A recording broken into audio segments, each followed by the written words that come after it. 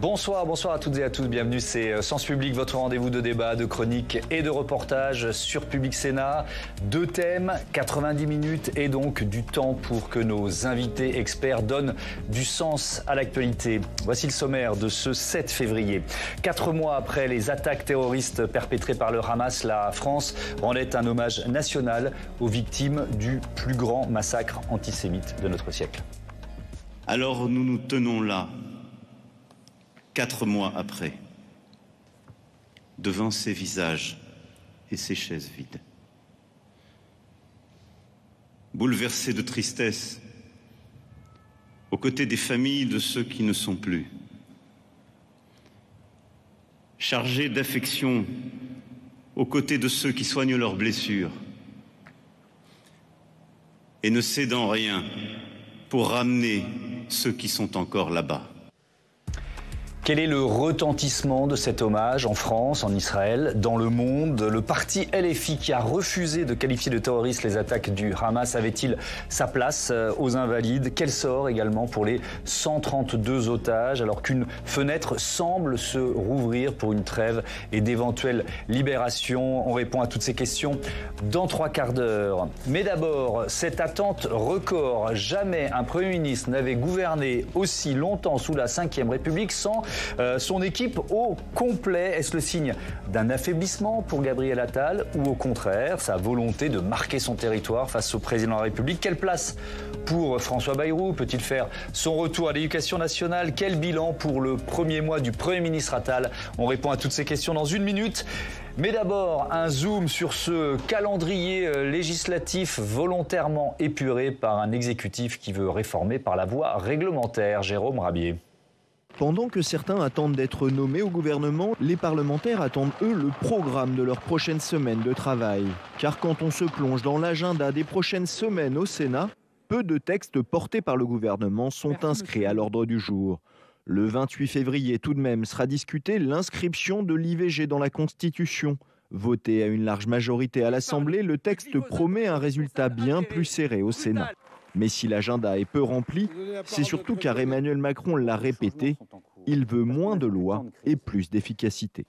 Mais je crois que si nous savons travailler ardemment, avec beaucoup de bon sens, d'efficacité, sans doute moins de lois, mais plus d'actions concrètes, avec une détermination sans faille, nous aurons des résultats au service à la fois du quotidien des Français, mais aussi pour préparer l'avenir de la nation. Une manière aussi de contourner la situation politique, faute de majorité à l'Assemblée, qui oblige à négocier avec les oppositions pour faire passer ces textes. Pas question pour l'exécutif de revivre la même situation qu'avec le texte immigration, mais pour certains sénateurs, c'est l'absence de cap qui inquiète. Cette volonté aussi du président de la République de vouloir effectivement à chaque fois court-circuiter le Parlement. Alors oui, on va fonctionner par décret, on va faire fonctionner comme ça, parce que des lois, ça serait trop complexe et trop... Mais ça marque aussi un manque de vision, un manque d'orientation. Et on se demande effectivement où va ce gouvernement et où va Emmanuel Macron. Côté majorité, on assume ce calendrier législatif peu chargé et un changement de méthode. Les Français, ils n'attendent pas de grandes lois. Et il en faut. Il y aura des lois importantes, notamment, je pense, logement, énergie, agriculture. On le dit à l'instant. Mais dans le même temps, ils attendent qu'on simplifie leur vie. Et si on peut par voie réglementaire le faire, eh bien, je souhaite ardemment qu'on le fasse. La nomination complète du gouvernement permettra aussi au Parlement de retrouver des interlocuteurs dédiés sur l'ensemble des sujets. Après un mois d'attente, nul doute que les questions à leur poser seront nombreuses. Gabriel Attal est-il affaibli, ou pas d'ailleurs, par ce remaniement tardif? On va en débattre avec Martial Foucault, bonsoir. Bonsoir. Bienvenue, vous êtes professeur des universités à Sciences Po. Anne-Charlène Bézina, bonsoir et bienvenue, constitutionnaliste. Pablo Pio-Vivien, bonsoir et bienvenue, vous êtes rédacteur en chef de la revue Regard. Et Mathieu Croissant-Deuil, éditorialiste politique, bonsoir. Bonsoir Mathieu, à tous. qui retrouve son poste d'éditorialiste. Hier soir, vous étiez à ma place ici même avec une thématique approchante. Voilà, on est tous dans l'attente de ce remaniement. Mais on va commencer quand même par cette voie réglementaire. Martial Foucault, est-ce que ça condamne d'une certaine façon ou freine l'ambition des réformes que Gabriel Attal pourrait mener? Choisir cette voie réglementaire. Vous voulez dire que, est-ce que l'absence de gouvernement complet... Non, vraiment sur le fait de réformer par la voie réglementaire et moins par la voie législative. Oui, est-ce que ça veut dire qu'on réforme moins ou avec moins d'ambition? Non, ça ne veut pas dire qu'on réforme moins, ça veut dire que la légitimité politique, et notamment celle accordée par les parlementaires auprès du gouvernement, serait abîmée. Et au fond, c'est pas la pratique. C'est pas la pratique de la Ve République. Même en période de cohabitation, le choix des ordonnances correspondait à une situation politique particulière. On pourrait se dire aujourd'hui, majorité relative, alors s'il faut aller très vite, il faut peut-être ne pas être empêché par l'absence de majorité. Je pense qu'on est dans une période où ce choix-là provoquerait non seulement une contestation classique des oppositions, mais aussi on sort d'une séquence près de 22 usages de l'article 49.3, et si à cela il faut les rajouter dans un acte 2 du deuxième quinquennat, l'usage de l'ordonnance ou du règlement, provoquerait, à mon avis, une très forte contestation qui dépasserait largement un usage qui est constitutionnalisé du 49.3. Là, on verrait, finalement, ça renverrait l'idée qu'on utilise tous les artifices pour ne pas travailler avec le Parlement. Quand vous dites forte contestation, ça peut, parce que ce ne sont pas forcément des thématiques qui peuvent infuser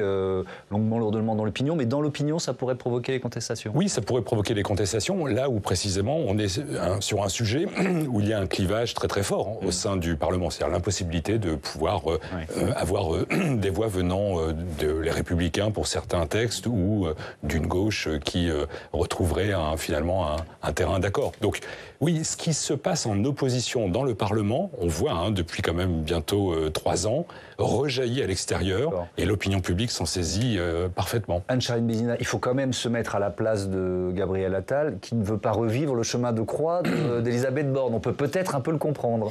C'est sûr que gouverner en période de majorité relative, c'est tout un art, c'est un équilibre qui est très difficile à trouver. Autant en 88, sur la période Michel Rocard, c'est vrai que les oppositions n'étaient pas aussi clivées, on l'a dit plusieurs fois, on n'est pas du tout dans la même tendance politique, on y arrive plus facilement. Autant c'est vrai qu'on a le sentiment que depuis les résultats de 2022, le gouvernement n'a pas encore trouvé la méthode de cette gouvernance. De là à passer par voie réglementaire, déjà, rappelons quand même que la Constitution ne rend pas ça possible pour tout. La voie royale, c'est la voie de la loi. Donc, je ne suis pas sûre qu'on puisse vraiment gouverner autant et réformer autant par voie réglementaire que par la voie législative. Et c'est vrai que cette impression de court-circuiter l'Assemblée nationale et le Parlement, c'est déjà quelque chose qui était présent dans l'opinion quand on parlait du référendum. Alors là, si carrément on parle d'une législation de couloir exécutif, en fait, tout simplement, c'est ça, les règlements, eh bien, j'ai le sentiment que ça perdra évidemment un peu de son lustre. N'oublions pas quand même que Gabriel Attal est un peu accoutumé de la méthode, puisqu'il sort du ministre de l'Éducation, où il a essentiellement gouverné par voie réglementaire. Donc, c'est vrai que je pense qu'en fait, il a pas... Pardon de vous interrompre, c'est aussi sa méthode qui consiste à dire de l'action et des résultats rapides. Donc, c'est vrai que la voie réglementaire permet d'avoir des résultats plus rapides. C'est vrai que la voie réglementaire permet des résultats rapides. Il ne faut pas oublier peut-être un autre contre-pouvoir qui est très présent sur la voie réglementaire, qui est le juge administratif, les référés, les recours, qui pourraient encore nourrir le sentiment qu'on ne peut pas gouverner à cause des juges. Donc, bon, voilà, ça a l'air d'être quand même quelque chose que ce gouvernement utilise. Il ne faudrait pas que ça devienne la norme aujourd'hui. Il y a un autre, une autre façon, un autre angle d'attaque sur le choix de cette voie réglementaire, Pablo Pio-Vivien, c'est peut-être la perspective des européennes, c'est dans 4 mois, et le rôle qu'un Gabriel Attal va jouer dans cette bataille. Est-ce qu'il ne se... Je ne sais pas comment vous l'analysez. Je me dis, est-ce qu'il ne se prive pas justement d'une tribune à l'Assemblée nationale dans la perspective des européennes? Comment vous le percevez, ça? Il peut trouver d'autres tribunes. Il n'y a pas que, lorsqu'on est Premier ministre, il n'y a pas que l'Assemblée nationale qui fait figure, ou le Sénat d'ailleurs, qui font figure de tribune. Il peut très bien aller dans la presse, multiplier à la fois les interviews, aller sur le terrain, comme il a déjà commencé à le faire. Il est très présent sur le terrain. Il y avait un moment où on disait, oui, il va faire un déplacement par jour. Donc, moi je me suis dit, bien, commence à faire un déplacement par jour jusqu'au 9 juin, on va le voir énormément. Mais après, pour revenir sur ce que vous disiez, d'une part, il faut rappeler que le domaine de la loi et le domaine du règlement sont définis par la Constitution. Et que c'est vrai que les juges ont eu tendance à considérer de façon assez extensive ces différents domaines, et notamment le domaine réglementaire. c'est à noter, mais que si c'est en fait dans sa comment on dit, sa méthode gouvernementale, en fait, c'est de gouverner par le règlement, alors il y a quand même un gros problème de contournement institutionnel. Ouais. Il y a un fonctionnement normal de nos institutions avec effectivement un Parlement qui fait des lois et derrière un exécutif qui produit des décisions. Et si jamais on le contourne, alors on met en péril tout l'édifice. Enfin, c'est-à-dire, je ne dis pas que c'est illégal ou anticonstitutionnel que de faire par règlement. En revanche, il y a un esprit, en fait, à ce qu'est la Ve République. Et cet esprit, c'est l'équilibre de nos institutions. Et là, si on fait ça, on met en péril l'esprit de ces institutions avec, et ça a été très bien dit juste avant, c'est-à-dire une mise en lumière notamment des juges qui vont pouvoir retoquer certaines décisions ministérielles, certains règlements, et derrière, une opinion publique qui, on l'a déjà vu avec le Conseil constitutionnel, qui est très attaqué notamment par une partie de la droite. Si on commence à aussi attaquer les tribunaux administratifs qui retoqueraient des règlements, c'est tout l'édifice institutionnel qui pourrait être mis en péril. Oui, alors on peut aussi considérer que c'est un signe que cet édifice fonctionne, si les juges peuvent faire leur travail. Mais si les juges gardent leur légitimité. Exactement. On est d'accord. Mathieu voulait intervenir. Juste, oui, j'aimerais bien mettre un bémol quand même, parce qu'on sort quand même de quinquennat, de septennat, où on a eu beaucoup de lois. On avait un usage de la loi. On passe vraiment d'une époque où chaque ministre voulait avoir sa loi pour laisser une trace dans l'histoire, avec parfois des lois qui ne nécessitaient pas, pour le coup, d'en être. Ça aurait pu très bien se régler par règlement. Donc il ne faut pas passer de trop de lois à pas de loi, j'entends bien, mais on peut trouver un juste milieu. Par ailleurs, depuis juin 2022, il y a quand même une 50aine de textes qui ont été adoptés. Par le biais de discussions, un coup un peu avec la droite, un coup avec les écolos, je pense aux énergies renouvelables. C'est brinque-ballant, mais ça a quand même permis de faire porter des textes. C'était Elisabeth Borne. La situation politique de l'Assemblée, en termes de rapport de force, n'a pas changé. Ensuite, les intentions des uns et des autres ont changé parce qu'on est en campagne électorale. C'est surtout le scrutin des européennes qui va bloquer tout. Pourquoi l'opposition ferait tout d'un coup des cadeaux au nom de l'intérêt général à l'exécutif en votant des lois? Donc on va avoir une parenthèse législative pendant 3-4 mois qui sera autant de retard accumulé. Mais on peut avoir une situation qui rechangera un peu à la rentrée prochaine, à cette exception près qu'on rentre dans le tunnel budgétaire et que là, ça va être une succession de 11-49-3. Je crois que c'est 11 l'addition finale pour une saison. La saison des 49. La saison des budgétaires. Martial Foucault. Oui, non, mais c'est juste, vous avez raison de dire que la voie réglementaire peut être une manière de mettre un terme à cette inflation législative. Il faut quand même apporter une précision. Toutes les lois ne contiennent pas des dizaines et des dizaines d'articles. On a des lois bien ficelées, 10, 12 articles, mais c'est le jeu parlementaire et c'est aussi l'expression d'une majorité relative. Si les oppositions veulent vivre, eh bien, ça contribue à agrandir, alourdir les lois. Donc ça, c'est le premier élément. Et ça n'a pas toujours été comme ça dans l'histoire de la Ve. Et un deuxième élément où je trouve qu'il y a un paradoxe si Gabriel Attal et son gouvernement empruntaient cette voie réglementaire, c'est un petit peu contre l'esprit de ce qu'Emmanuel Macron dit à longueur de discours, qu'il faut en terminer avec cette idée d'une bureaucratisation rampante, qui empêche les acteurs publics d'être en première ligne et d'essayer de joindre l'efficacité. Parce qu'au fond, si on est sur une voie réglementaire, c'est l'illustration parfaite d'une reprise en main de l'administration, en quelque sorte, de l'action publique. Et aujourd'hui, les Français, si on doit les décourager encore davantage de la représentation politique, alors allons sur cette voie et on verra le marasme aux portes de la Ve. Bon, allez, on va parler de ce remaniement qu'on n'en finit pas d'attendre, quoi. Je vais vous faire un aveu, à la rédaction de Public, on a l'impression de vivre un jour sans fin, quoi. Voilà, chaque matinée, on se dit, bon, allez, c'est pour aujourd'hui. Ben non, c'est pas pour aujourd'hui. Bref, tiens, petite question d'organisation. C'est-à-dire, est-ce qu'il y a un délai? Est-ce que au bout de ces ministres qui ne sont plus ministres, leurs conseillers qui ne peuvent pas pointer au chômage, enfin bref, est-ce qu'il y a une date limite? Est-ce que c'est 1 mois? Est-ce que c'est 2? Enfin, ça pourrait durer pendant combien de temps? Alors non, tristement, la Constitution n'a pas prévu de date de péremption des gouvernements ou même tout simplement de délai de carence en fait pour organiser la succession des uns ou des autres.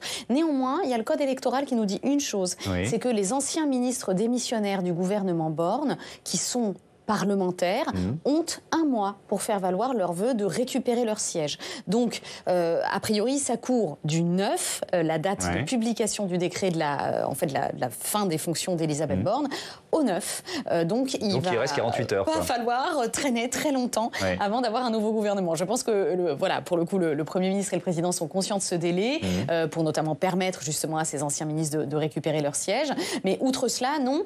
Je rappelle quand même que c'est la première fois sous la Ve République qu'on attend autant. Il y avait eu le premier inédit par Emmanuel Macron avec le gouvernement Castex, le premier gouvernement Castex qui avait d'abord été nommé pour les grandes têtes et ensuite, je crois, 5 à 6 jours après, les secrétariats d'État, etc., qui avaient été nommés en décalé. Mais c'est une pratique que moi j'estime être un peu contraire à... On a fait beaucoup parler de l'esprit aujourd'hui de la Constitution, mais on va continuer. À l'esprit du texte, notamment parce que ça veut dire que Gabriel Attal est venu présenter son programme et son investiture à l'Assemblée nationale. Alors, certes, ça n'est plus une investiture, mais il est venu quand même se présenter à son Assemblée sans son équipe. Et ça, sans son équipe au complet. Il y avait quand même 14 ministres nommés. Mais c'est un peu le principe d'un gouvernement, d'être solidaire, d'être une équipe véritablement. Ce principe de collégialité, de solidarité ministérielle, il est important quand on a l'intégralité du casting. Donc, je ne pense pas que cette pratique devrait continuer parce qu'elle met à mal quand même l'équilibre entre la politique et l'administration. Rappelons que pour des raisons de continuité de l'État, eh bien, ce sont des anciens ministres comme celui de la fonction publique qui sont encore en titre aujourd'hui et qui ne savent pas pour combien de temps. Donc rester dans cet entre-deux comme ça, pour des agents qui travaillent, qui font vivre notre État, c'est quand même quelque chose de profondément vexatoire et ça veut dire aussi qu'on fait passer un peu l'affichage avant l'efficacité. Mathieu, pourquoi c'est si long ? D'abord, c'est toujours long avec Emmanuel Macron. Ça, c'est quand même un premier théorème. Ensuite, là, on a un coupable tout désigné. Il s'appelle François Bayrou. Parce que depuis sa relaxe lundi, le patron du Modem se sent pousser des ailes. Et cet allié historique du président, qui s'estimait maltraité dans le cadre du premier remaniement, donc celui du 9 janvier, il fait monter les enchères. Et le problème, c'est que le président de la République et son Premier ministre ne savent pas très bien quoi en faire. Car François Bayrou n'a pas attendu 7 ans pour se contenter d'un strapontin, vous imaginez bien. S'il revient, il lui faut un titre, un rang et surtout un vrai ministère, ce qui bouscule l'ordonnancement auquel on a eu droit il y a un mois, parce que dans quel ordre vous le mettez, à quel rang, ministre d'État ou pas, numéro 2 du gouvernement ou pas, déjà, ça fait une première bousculade. Ça, c'est pour le protocole. Après, il y a des problèmes de parité. Vous faites revenir un homme sur un ministère important, alors qu'on avait déjà nommé des femmes ministres déléguées pour essayer de cacher la misère. Donc ça pose un autre problème. Et puis en termes de sensibilité aussi, parce que François Bayrou se montre très gourmand, il réclame pour son parti maintenant jusqu'à 5 ministères, alors que son parti n'en occupait que 4 auparavant. Un de plus pour lui, c'est un de moins pour les autres. Et il suffit d'imaginer la tête d'Édouard Philippe pour comprendre l'équation. Évidemment. Et alors, dans quel ministère on l'imagine, là ? On l'a vu partout, le loup Bayrou. On l'a vu c'est le jour dans du régalien, d'abord. Donc, on en a parlé à un moment au ministère des Armées. Alors, tout de suite, on évacue, a priori, l'hypothèse éducation nationale. Où il n'a pas... visiblement, ça n'est pas l'idée de l'exécutif. On en a parlé aux armées, on en a parlé à un ministère de la réforme de l'État et de la simplification administrative. Quand on regarde ce qu'il a fait au plan, on peut se dire que c'est pas forcément une bonne idée, parce qu'on n'a pas vu grand-chose. Et c'est le problème de François Bayrou, je vais vous dire. C'est qu'il est à l'opposé de la méthode Attal. Quand il était ministre, il était surtout accusé de temporiser, d'ultra-prudence, voire d'immobilisme, alors que Gabriel Attal a réclamé quoi ? De l'action, de l'action, de l'action et des résultats, des résultats, des résultats. Je l'ai dit 3 fois pour qu'on soit sûr d'avoir Exactement. Justement, on termine là-dessus, ces relations avec le Premier ministre, comment ils s'entendent ? Mal, voire assez mal depuis janvier, voire même très mal, ce qui n'arrange rien parce que François Bayrou quand même a tout fait en vain pour s'opposer à la nomination de Gabriel Attal, qu'il considère trop jeune. Donc il ne voulait pas de Gabriel Attal à Matignon. De leur côté, les conseillers du Premier ministre ont fait fuiter dans la presse des indiscrétions sur lesquelles il était évidemment impensable de le revoir revenir au gouvernement. Et voilà, aujourd'hui on en est là. Qu'est-ce qu'on fait de François Bayrou ? Mais au-delà de ces vexations qui ne pourraient être que passagères, parce que c'est l'histoire de la vie politique, après tout, on travaille avec des gens qui ne sont pas forcément nos amis. Avoir Bayrou dans son équipe, ça pose des vraies questions, parce qu'il a une liberté de parole, c'est un esprit libre. François Bayrou, il s'est affranchi de toute tutelle en 2002, pour le meilleur et pour le pire, j'ai envie de dire, parce que quand c'est un allié, c'est un allié qui n'hésite pas à l'ouvrir. Du coup, la question qui se pose pour Gabriel Attal, c'est est-ce qu'il vaut mieux l'avoir dehors ou dedans ? Réponse, demain, visiblement. Espérons, demain ou après, on verra quand la marmotte rentre dans sa cage. Pablo Pillot-Vivien, votre avis, est-ce qu'il faut mieux qu'il soit à l'intérieur du gouvernement, une capacité de nuire peut-être atténuée, on va dire ça comme ça ? Je me garderais bien de donner des conseils à Gabriel Attal ou à Emmanuel Macron, parce qu'en vérité, c'est pas Gabriel Attal qui forme le gouvernement, c'est Emmanuel Macron. Enfin, je veux dire, on sait très bien que depuis le début, Gabriel Attal a déjà donné des copies, a déjà dit, moi j'aimerais bien que ça ça mon gouvernement. Et puis Macron lui a dit non, pas du tout, ça va pas du tout, on reprend tout pour exactement les raisons qu'a rappelé Mathieu. François Bayrou, c'est vrai que son bilan à la tête des quelques institutions, on pense le commissariat au plan ou à la tête du ministère de l'Éducation nationale, sont pas les meilleurs des bilans. Enfin, c'est sûr qu'on se dit pas, tiens, aujourd'hui, c'est vrai que ce serait génial qu'il soit ministre de l'Éducation nationale. Mais le fait qu'on imagine qu'il revienne à un ministère des plus importants, et donc à peine 3 semaines après la première formation de ce gouvernement Attal, on est déjà en train d'imaginer qu'il y a un remaniement. Parce que c'est ça, il va falloir lui faire une place. Et les rôles qu'a rappelé ça devait être un élargissement et ça va peut-être devenir un remaniement. Un remaniement, c'est-à-dire que si c'est au ministère des Armées, va falloir changer de ministre des Armées. Si c'est au ministère de l'Éducation nationale, va falloir enlever Madame Oudéa Castéra. Donc ça dit quelque chose en fait de l'impossibilité aujourd'hui, alors même que Gabriel Attal a à peine commencé sa mission de Premier ministre, de sa capacité à mener à bien une politique gouvernementale digne de ce nom. Mais en vrai, le problème, il reste en fait à l'Assemblée nationale. Et la donne François Bayrou ne va rien changer en fait à la difficulté pour Gabriel Attal d'avoir une pseudo-majorité sur certains textes à l'Assemblée nationale. Et c'est là qu'il est le sujet. C'est parce que Gabriel Attal, comme sa prédécesseur Elisabeth Borne, refuse d'envisager de pouvoir faire un contrat de gouvernement avec un autre parti qui permette en fait à cette coalition d'avoir une majorité nette et absolue à l'Assemblée nationale. Et tant qu'ils se refuseront à chercher ce contrat de gouvernement, on avancera. Les autres partis le refusent aussi. Il y a beaucoup de partis qui disent il faut être deux pour danser la valse. Juste un point, dans certains pays, vous avez des partis minoritaires qui sont dont vous avez des partis pivots. Qui deviennent des partis pivots dont une personne devient la première ministre parce qu'ils ont que 10 députés dans une assemblée qui en compte 500 par exemple. C'est pas du tout la tradition française. Et c'est pas la tradition française. Oui, mais c'est la première fois en fait qu'on est dans ce type de configuration. Donc peut-être qu'il va falloir modifier notre culture politique et notre culture des institutions et notamment de l'Assemblée nationale. On va reparler des équilibres de ce gouvernement parce que c'est vraiment intéressant et j'ai envie de vous entendre là-dessus. Mais vous avez l'un et l'autre évoqué le passage de François Bayrou rue de Grenelle. Je propose à Samia Dechir de nous rejoindre tout de suite sur ce plateau puisqu'on va rappeler, bonsoir Samia, bienvenue, qu'il a donc été ministre de l'Éducation nationale, c'était dans les années 90. Oui, et précisément en 1993. Il devient ministre de l'Éducation nationale, de l'Enseignement supérieur et de la Recherche. François Bayrou a alors 42 ans et il entre dans le gouvernement de cohabitation d'Édouard Balladur.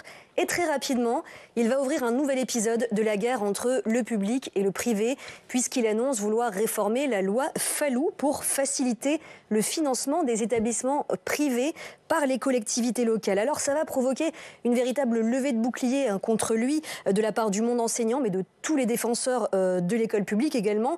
En janvier 1994, 1 million de personnes descendent dans la rue selon les syndicats, 260 000 selon la police. Finalement, sa réforme sur le financement du privé ne verra pas le jour puisqu'elle sera en partie censurée par le Conseil constitutionnel. Mais François Bayrou va rester très marqué par cet épisode et ça va un peu paralyser la suite de son action ministérielle. Oui, parce qu'il est resté en poste un peu plus de 4 ans. Avec quel bilan ? Il n'y a pas eu de grand chantier, pas de loi Bayrou sur l'éducation. À noter tout de même la réforme du baccalauréat avec l'abandon des sections ABCDE, remplacées par les filières scientifiques, littéraires et économiques, ou encore l'apprentissage des langues vivantes dès l'école primaire. Mais en tant que ministre de l'Éducation nationale, François Bayrou n'a pas laissé de grandes réformes en héritage, puisqu'après son bras de fer avec les syndicats sur le privé, il a tout de suite cherché à éviter le conflit avec le monde enseignant. Et c'est une stratégie qu'il a gardée jusqu'à son départ du gouvernement en 1997. Et c'est bien ce que lui a reproché la droite. Écoutez le souvenir qu'en a gardé le sénateur Max Brisson, ancien inspecteur de l'Éducation nationale, qui connaît bien François Bayrou puisqu'ils sont tous les deux élus des Pyrénées-Atlantiques. Il fut largement dans la cogestion qui signifie largement l'immobilisme. C'est-à-dire qu'à force de vouloir tout concilier et de ne pas faire des choix, on arrive à cette situation qui fait que l'Éducation nationale n'a pas envisagé à son époque les ruptures nécessaires. On a co-géré un système qui aujourd'hui est en échec complet. C'est des choix qui ont pu être faits à l'époque où il était ministre, qui se traduisent aujourd'hui par les déclassements de notre école parce qu'on n'a pas eu le courage de regarder les choses en face. Donc le ministre de l'immobilisme, se souviennent certains sénateurs et certaines personnalités de droite et à gauche. On en dit quoi ? Eh bien, en fait, cette cogestion de l'éducation nationale qu'a voulu François Bayrou avec les syndicats, elle a plutôt laissé un bon souvenir à gauche. C'est en tout cas le sentiment du sénateur Pierre Ouzoulias, un communiste, chercheur de profession. À l'entendre, cette nomination de François Bayrou serait même de nature à apaiser le monde enseignant qui est quand même très remonté depuis la nomination d'Amélie Oudéa-Castéra. Proposer une forme de contrat avec les enseignants pour changer le métier, mais dans la co-construction des réformes. Ce qui est une bonne chose, et ce qui est rigoureusement l'inverse de ce que fait la ministre actuellement, qui passe en force sur beaucoup de dossiers. Donc moi, j'ai plutôt un préjugé favorable. Je sais qu'on travaillera mieux avec lui. Avec l'actuel ministre, c'était quasiment impossible. parle de quoi? Voilà, un a priori plutôt favorable sur la méthode, donc, mais sur le fond, ce sénateur de gauche ne se fait aucune illusion, dit-il. François Bayrou mènera bien ce qu'il considère comme une politique de droite. Merci beaucoup, Samia Dechir, à tout à l'heure. Selon nos confrères de BFM TV, Martial Foucault, François Bayrou devait rendre visite à Gabriel Attal aujourd'hui. Qui est en position de force, tiens, dans un rendez-vous comme celui-là, d'après vous? Le président de la République. Celui qui n'est pas dans le bureau, c'est ça? Absolument. Ouais. Je ne sais pas si c'est finalement une visite de travail ou s'il s'agit de remodeler le casting, mais souvenons-nous, parce qu'il y a une image qui a été souvent utilisée après la première constitution de ce gouvernement, on a appelé avec des termes de l'ovalie dans le sport, le rugby, en disant voilà, c'est un 15 resserré, 14 joueurs et un capitaine. Si François Bayrou rentre dans ce gouvernement, on détricote ce premier casting. Et je pense que vous avez évoqué la situation qui est peut-être une des causes de ce temps très long pris par Gabriel Attal pour former le gouvernement, la situation d'Amélie Oudéa-Castéra. Mais si François Bayrou doit aller sur un ministère régalien, ministre d'État, je rappelle qu'il n'y a plus de ministre d'État depuis très longtemps, ça veut dire que les plus fidèles qui sont, et les plus loyaux en quelque sorte, autour aujourd'hui de Gabriel Attal, c'est-à-dire le ministre des Armées, Sébastien Lecornu, le ministre de l'Économie, Bruno Le Maire, un nouveau ministre des Affaires étrangères, M. Séjourné, ça veut dire que l'on va enlever des places à certains qui verront non seulement d'un très mauvais œil cette situation, et deuxièmement, moi je rappelle un point qui me paraît essentiel, dans cette probabilité que François Bayrou rentre dans le gouvernement, n'oublions pas qu'on a vu l'arrivée, on va dire, de soutien de l'ancien président de la République, Nicolas Sarkozy. Et nul n'est censé ignorer l'opposition tenace entre François Bayrou et Nicolas Sarkozy. Donc faire entrer François Bayrou, c'est aussi réveiller un certain nombre de tensions et d'animosités entre ce qui était le clan rapproché de Nicolas Sarkozy et la trajectoire de Bayrou depuis 2007. Je voulais poser une question assez générale sur ce délai d'un mois, ce remaniement qui se fait attendre. Est-ce que, parce que c'est un peu la question qu'on pose dans notre débat, Emmanuel Macron prend son temps, Gabriel Attal affaibli avec un point d'interrogation. Est-ce que vous y voyez, parce que dans les premiers mois comme ça d'un nouveau duo exécutif, on essaye de savoir comment le Premier ministre réussit à marquer son territoire. Est-ce que vous y voyez, vous, Anne-Charlène, un signe d'affaiblissement de Gabriel Attal, ce délai qui n'en finit pas? Alors, je pense qu'il y a une force de Gabriel Attal qui est Gabriel Attal, c'est-à-dire qu'il a un style, il a une certaine manière de faire de la politique qui est très politicienne, il faut le redire, c'est quand même vraiment quelqu'un qui aime la politique, le discours, etc. Et ça, dans son discours de politique générale, dans son discours du foin, on a remarqué quelqu'un d'assez investi, voilà, et je pense que ça, c'est à mettre à son crédit. Néanmoins, institutionnellement, affaibli, Gabriel Attal l'est depuis le premier jour. Ça n'est pas un gouvernement Gabriel Attal qui a été nommé, c'est un gouvernement du choix d'Emmanuel Macron. Il ne se masque même plus pour le faire savoir, en accompagnant Rachida Dati à son premier déplacement. Il parle jeu à la conférence de presse sur la composition de ce gouvernement à plusieurs reprises. Donc, je crois vraiment qu'il n'y a pas de tabou sur cette question. Et ça, c'est pas franchement nouveau depuis plusieurs quinquennats. Moi, je qualifierais la pratique d'Emmanuel Macron sur, en tout cas, cette composition de gouvernement d'encore plus décomplexée que ce qu'on a eu l'habitude d'avoir sous la Ve République. C'est-à-dire que, par exemple, sur le fait d'accepter la démission d'Elisabeth Borne alors qu'elle l'a présentée un certain nombre de fois, c'est un peu vexatoire. Et ça aussi, c'est une pratique qu'on qu'on avait l'habitude d'avoir, mais qui vient encore s'accentuer un petit peu, et il y a beaucoup de nuances dans ce sens-là. Est-ce que Gabriel Attal en ressort affaibli en bilan de tout ça? Je crois en effet que tout ce temps-là montre quand même la situation délicate, pas forcément de Gabriel Attal et d'Emmanuel Macron, mais en tout cas de toute cette majorité Renaissance. C'est-à-dire que quand vous avez, et sous la Ve République, les coalitions ne portent pas vraiment bonheur.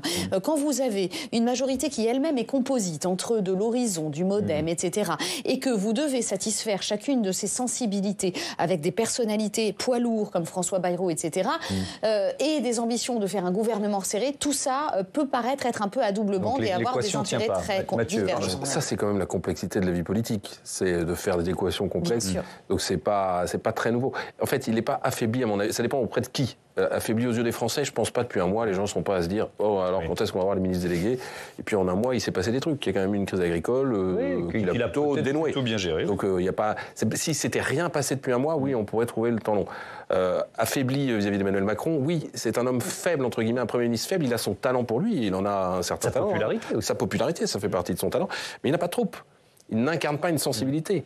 Il incarne une méthode dont il a esquissé quelques traits pendant 6 mois à l'Éducation nationale. Mais voilà, c'est pas un homme qui incarne une sensibilité, qui a des troupes, qui est capable de peser. Donc c'est vrai qu'après, il dépend beaucoup de celui qu'il a nommé, un peu comme toujours avec Emmanuel Macron. Évidemment, attente quand même problématique avec des champs d'action ministériels potentiellement délaissés. C'est ce que rappelait tout à l'heure le président du groupe Union Centriste au Sénat, Hervé Marseille.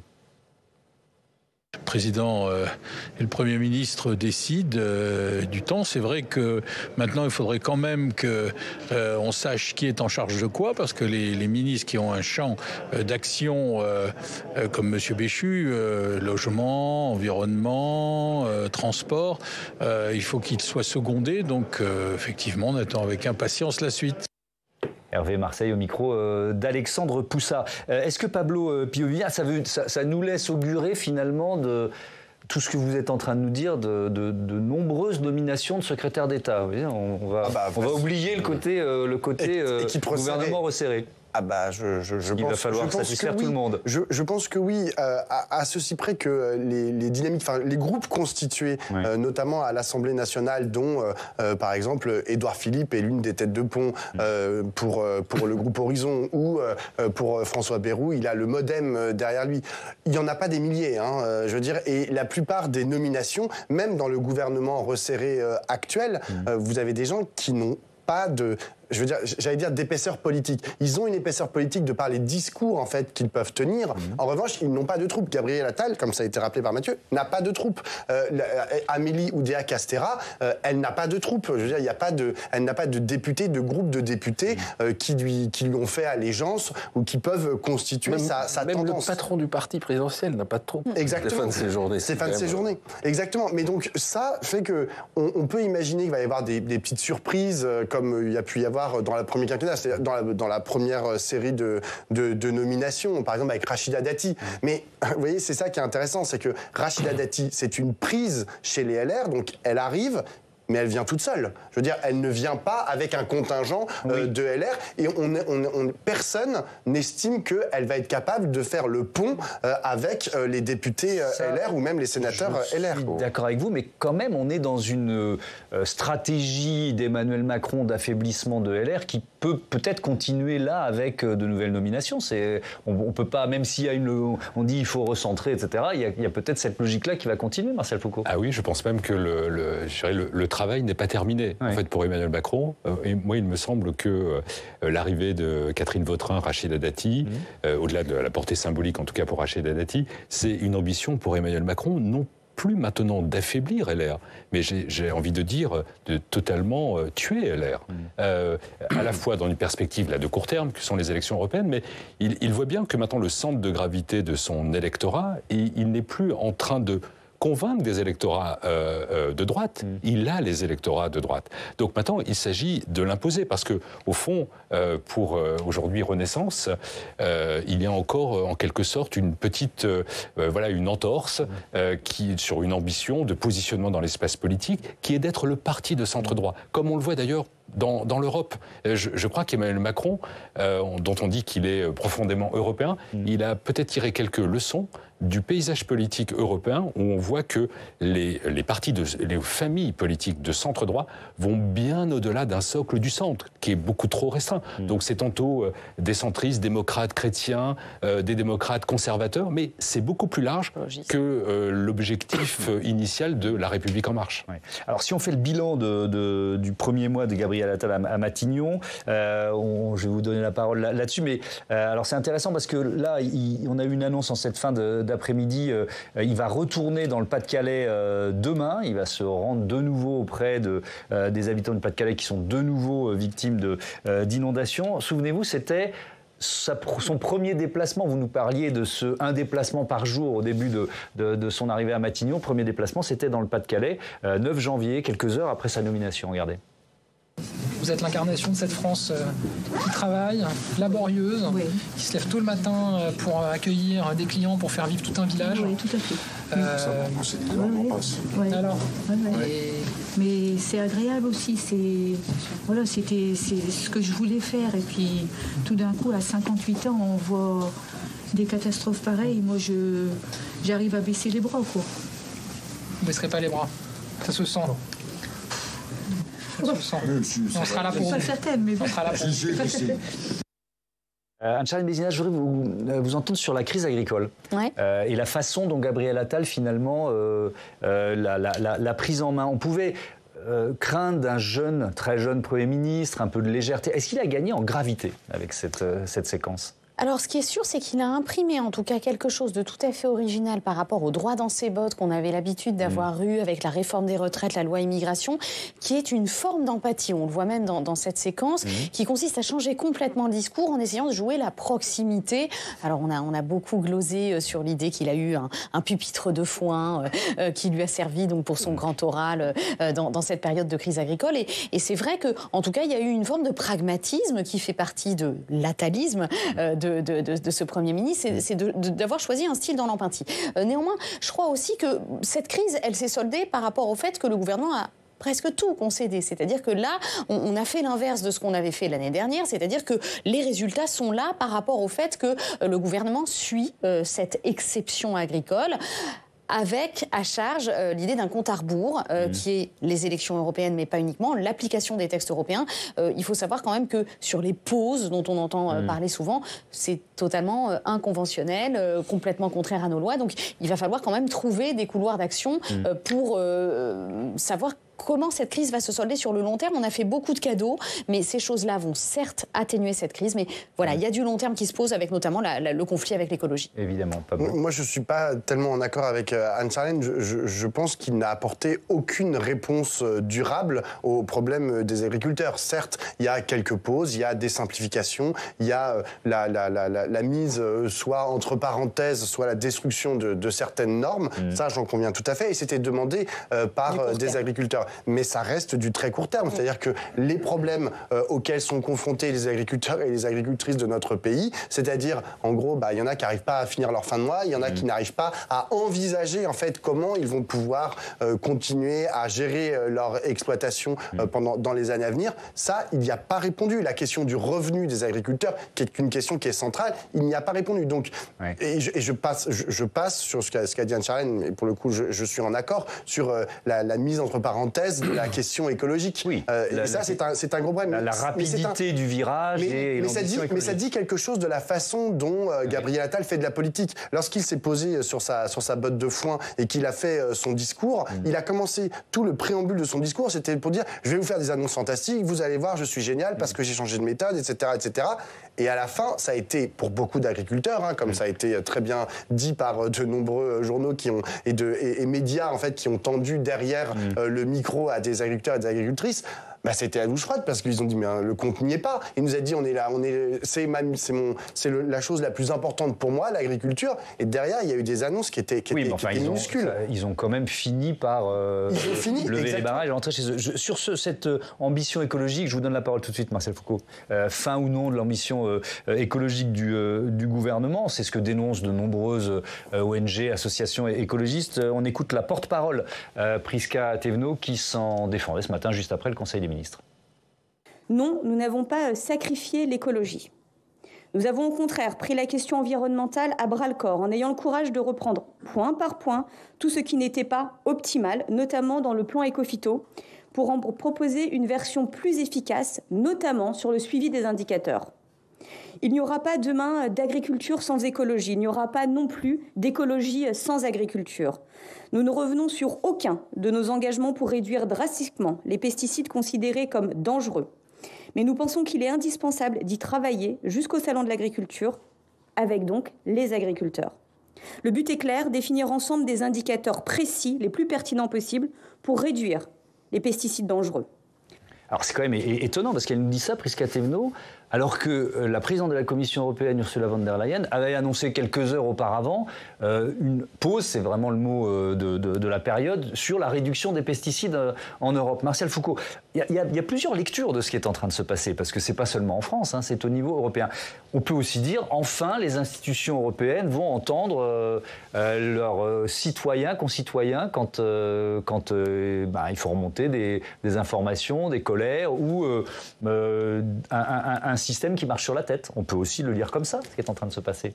Oui, mais c'est vrai qu'en écoutant attentivement la porte-parole, oui, on est un petit peu perturbé, parce qu'on se dit, est-ce qu'il a fallu attendre une crise de l'agriculture pour réviser un projet Écophyto qui contenait en son sein des imperfections, et donc de grâce, heureusement qu'il y a eu cette crise des agriculteurs pour amener le gouvernement à réviser quelque chose qui ne fonctionnait pas. Je trouve que c'est très curieux dans la rhétorique. Nous, on est d'accord pour prendre ce virage, mais construisons-le ensemble, quoi. Tenez compte de ce qu'on vous dit, nous, sur la capacité à le faire et en combien de temps on peut le faire. Tout ce qui veut dire, si on fait un petit peu de rhétorique, sans la crise des agriculteurs, ce plan qui semble être totalement bancal aurait été déplié sans problème. Bon, vous voyez, c'est curieux. Après, au niveau européen, oui, vous avez raison. Moi, je trouve que sur la campagne européenne qui s'installe, ce qu'on a vu, ce qui s'est passé aux Pays-Bas, on le voit maintenant en Allemagne, en France, l'Italie, il y a un mouvement qui commence aussi à démarrer. C'est pas tant une question de l'agriculture, hein, c'est une véritable question écologique. Elle n'est pas environnementale, elle est véritablement écologique. Et là-dessus, Gabriel Attal, m'a semble-t-il, été très peu convaincant. Sur la capacité à résoudre, parce que vous avez raison, résoudre une crise quand on sort le carnet de chèques, c'est simple pour tout Premier ministre. Il ne faut pas faire preuve de beaucoup de trésors, de négociations, hein, si on a les moyens d'y répondre financièrement. Ce qui, toutefois, me laisse penser qu'il a gagné en capital politique. Cette séquence, en fait, on a découvert un Premier ministre très politicien, je crois que vous l'avez dit tout à l'heure.